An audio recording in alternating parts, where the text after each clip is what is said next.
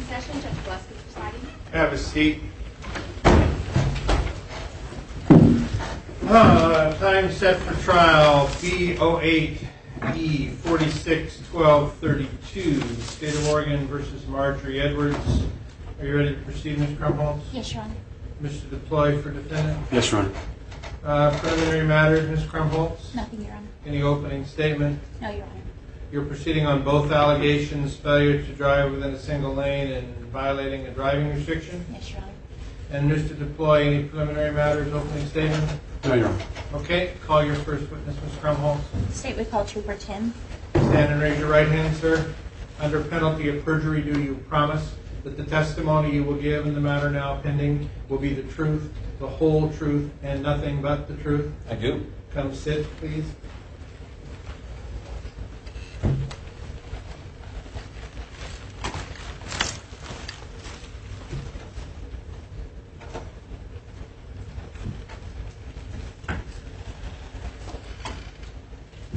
Ms. Krumholz. Thank you, Your Honor. Please state your name and spelling your last for the record. Trooper David Tim, T-I-M-M. How were you employed? I'm an Oregon State Trooper, been employed with the Oregon State Police for the past 6.5 years. Thank you. And were you on duty on January 23rd of 2008? I was. Did you conduct a traffic stop on the defendant on that day? I did. Where did you stop the defendant? The traffic stop was conducted at the intersection or junction of Highway 42 and Highway 42 South, just onto 42 South. Trooper, is that in Coos County in the state of Oregon? Yes, it is.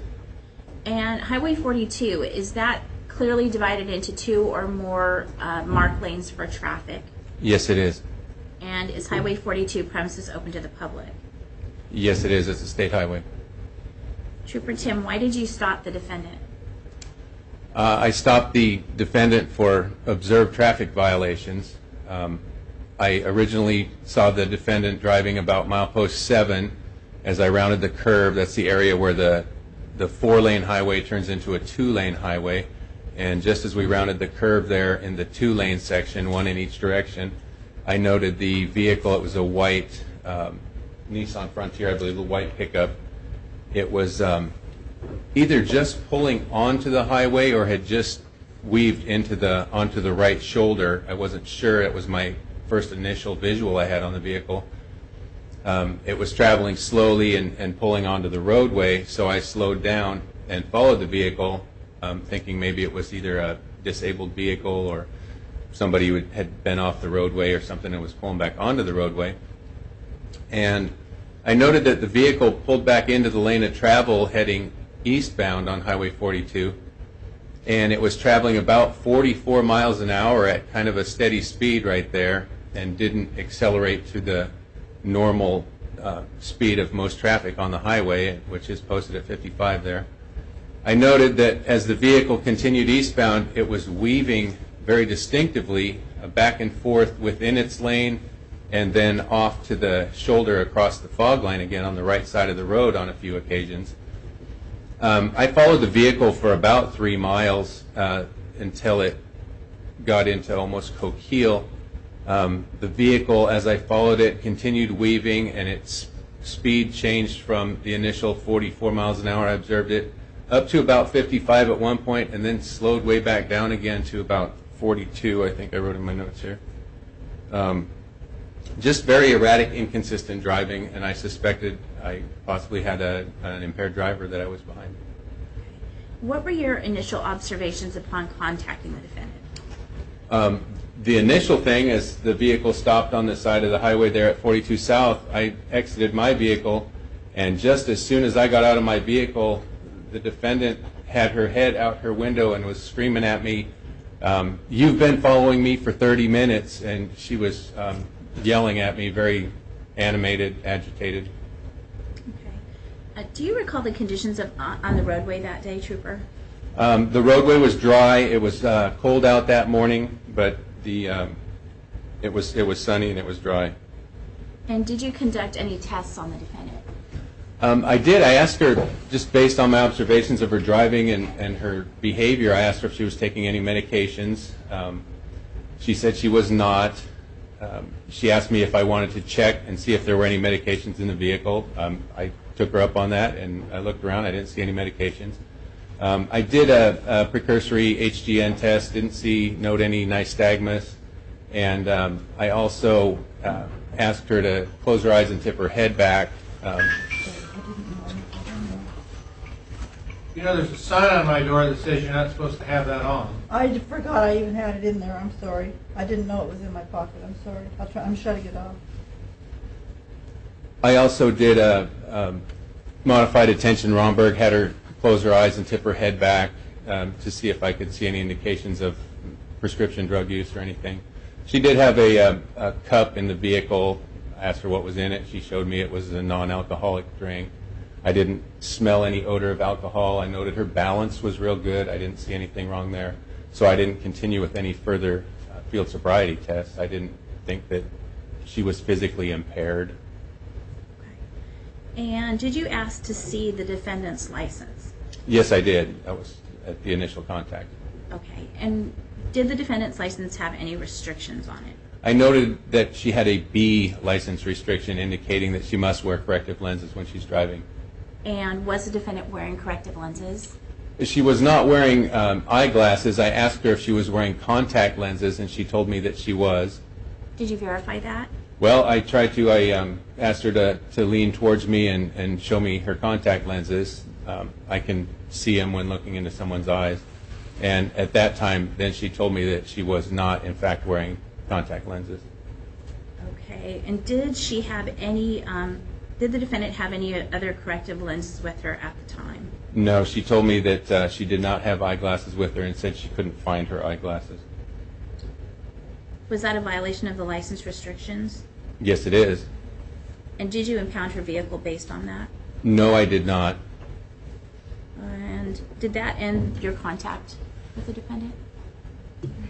That was pretty much the gist of it. I issued the 2 citations for failure to maintain lane and for driving in violation of her restrictions. Thank you, Trooper. The state has no further questions. Mr. Deploy? Trooper, you're referring to your notes there, is that correct? Yes, it's the same ones you got a copy of, sir. In your notes, you indicated that she crossed the fog line 3 to 4 times. Yes. And that was over a 3-mile period? Yes.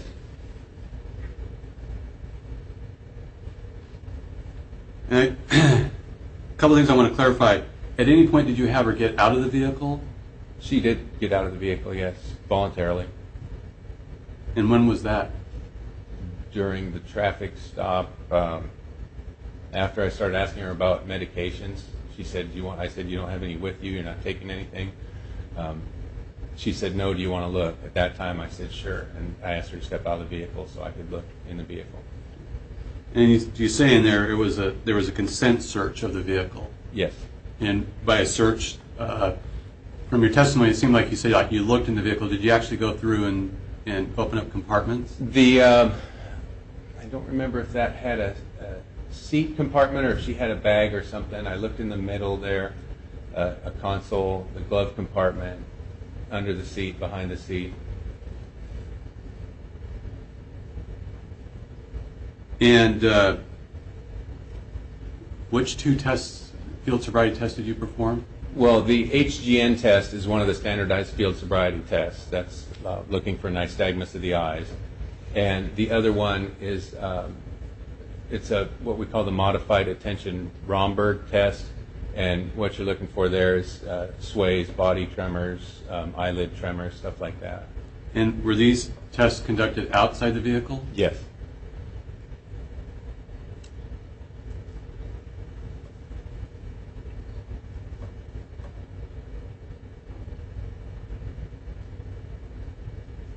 Now, when you, as you said, you've been an officer for 6.5 years? Yes, sir.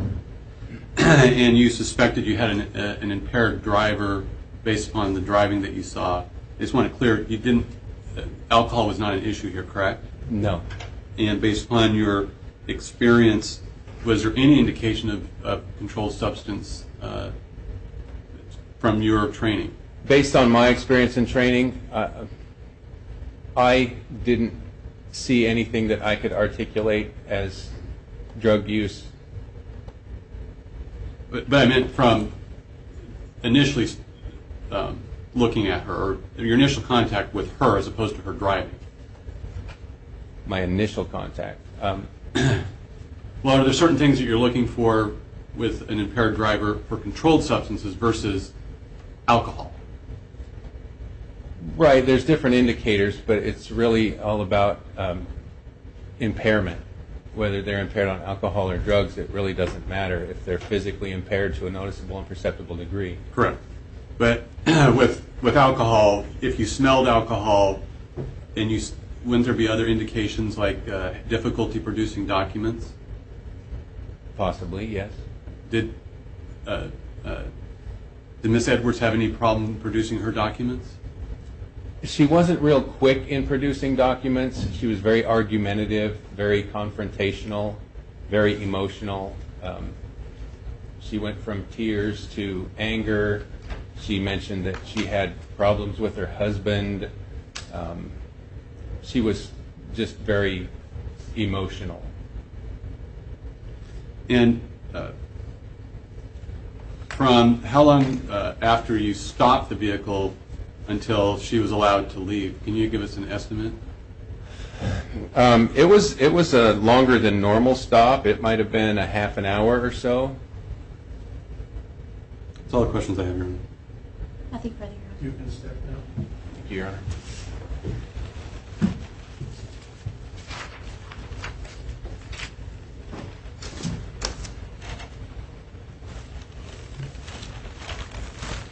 Mr. Crummell?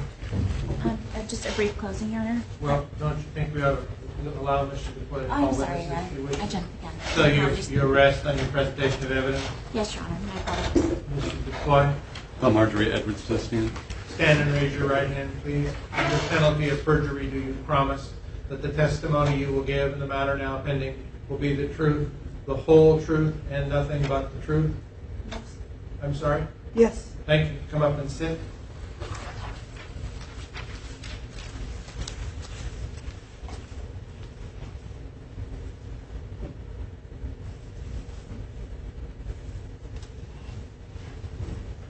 Can you state your name and spell your last name for the record?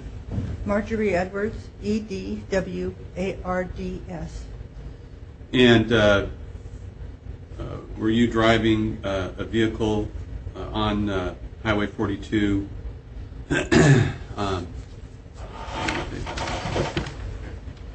back on January 23rd, 2008?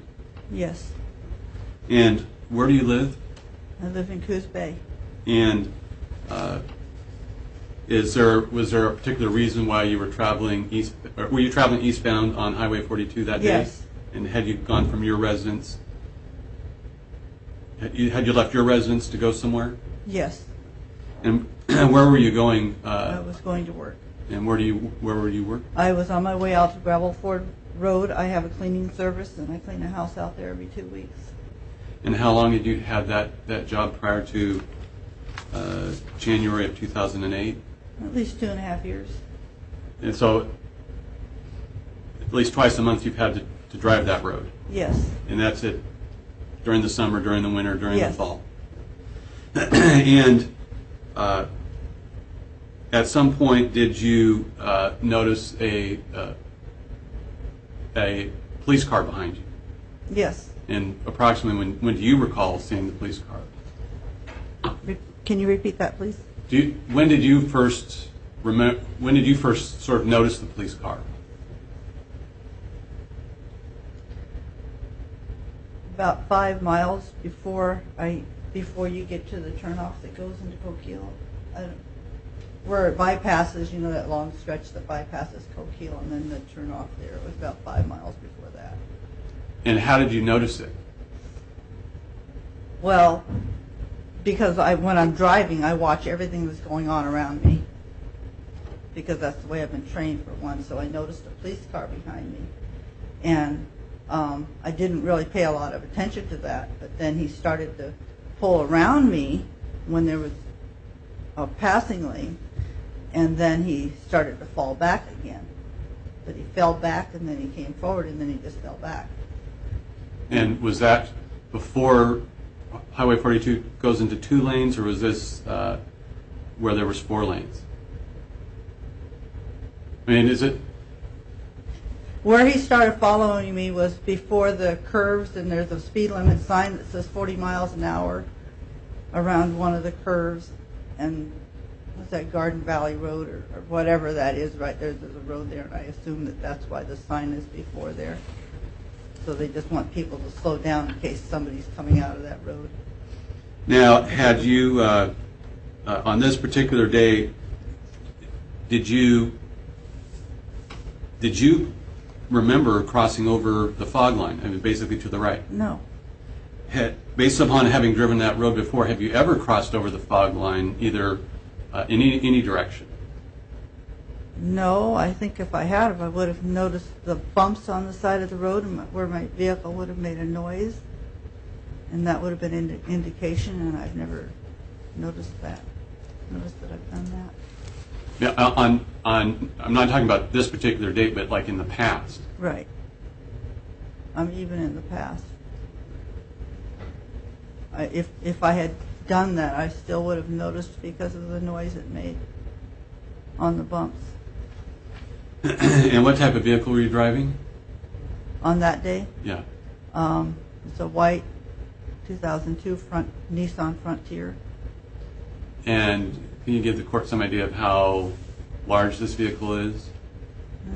It's a 4x4, so it's like maybe is that a medium-sized pickup? I don't know. It's not a big pickup, but it's not a small one either. And Highway 42, in your experience, it's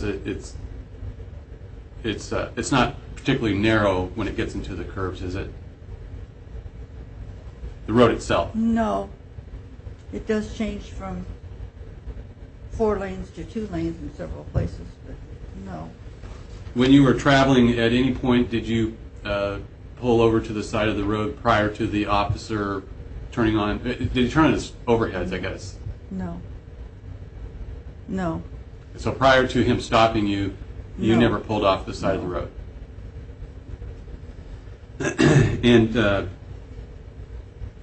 And your license does have a restriction regarding your sight, Yes. and you didn't have your glasses with you that day, No, I didn't. and you didn't have any contacts on. No. And did the officer ask you about that? Yes. And did you tell him you had your contacts in? Yes, I did. And you weren't being truthful to the officer, were you? No, but I was truthful when he went to check.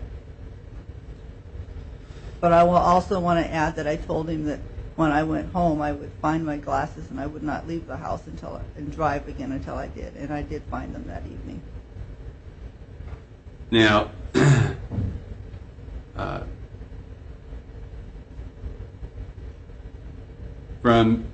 from your recollection,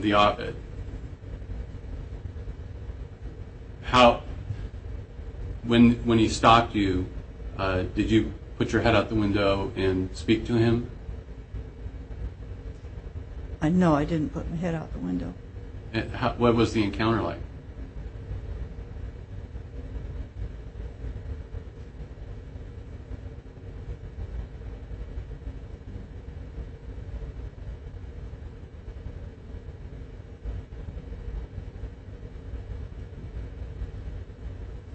Well, I don't think I said anything until he told me why he stopped me. And then I told him that I had seen him long before he stopped me.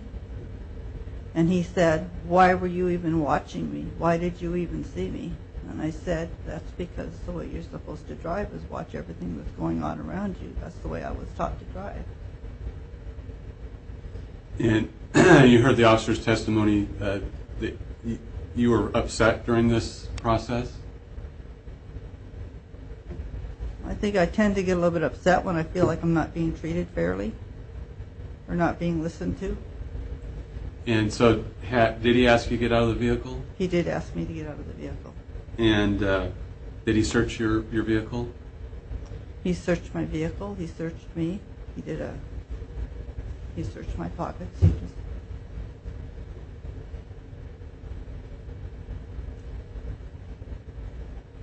And did he advise you that he could have your vehicle impounded?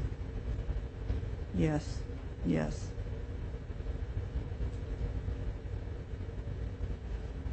Nothing further. Nothing, Your Honor. Okay, you can step down.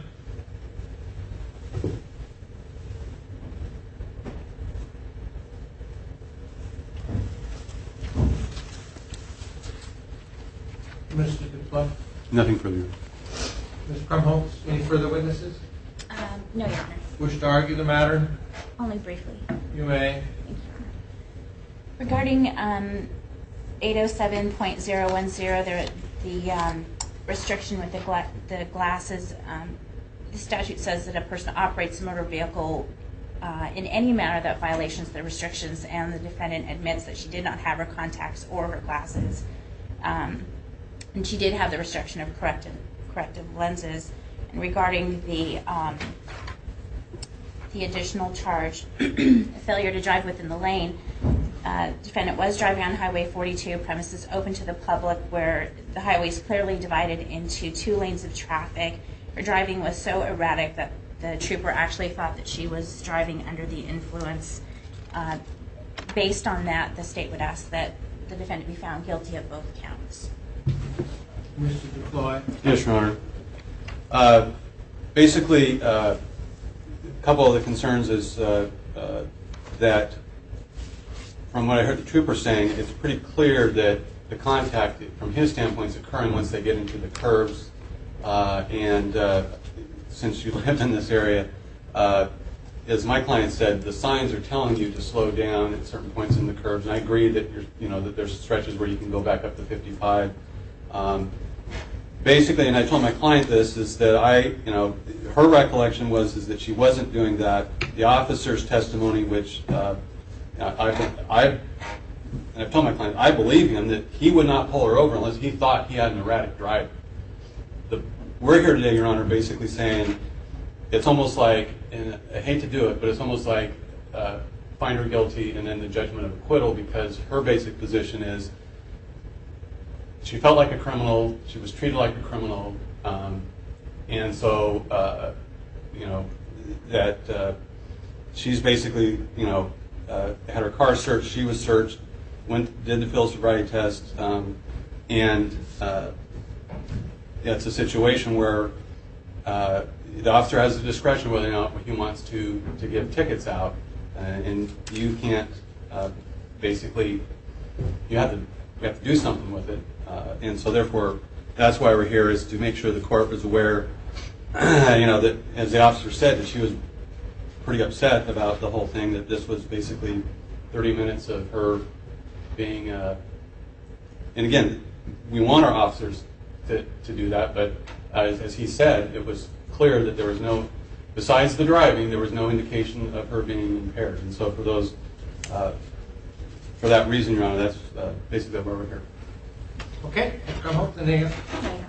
Thanks. Well, in this particular instance, it's obvious she's guilty of the offense of not wearing the corrective lenses.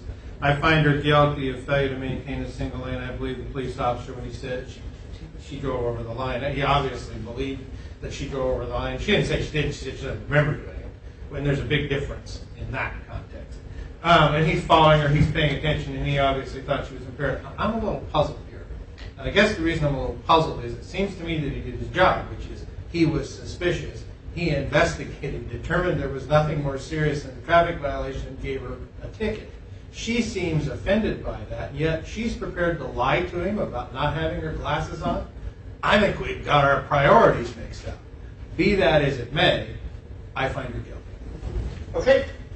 Commissioner, you want to find out today how much it's going to cost me? Yes, sir. Anything you want to add, Ms. Crumholz? No, Your Honor. Thank you.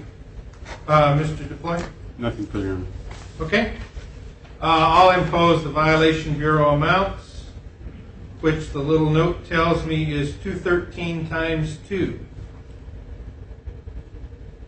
How does she propose to pay it? Monthly payments, Your Honor. How much? They add $50, I think. Yes. That's 400. $416. If she can pay it in 30 days, she avoids the $50.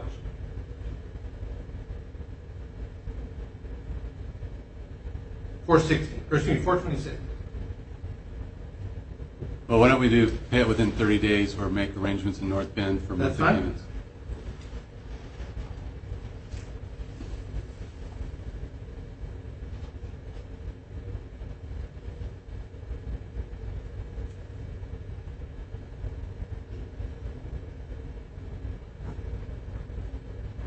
Anything further? We're off this record. Does she want a payment slip, Mr. DePoy, or would she go and pay it first?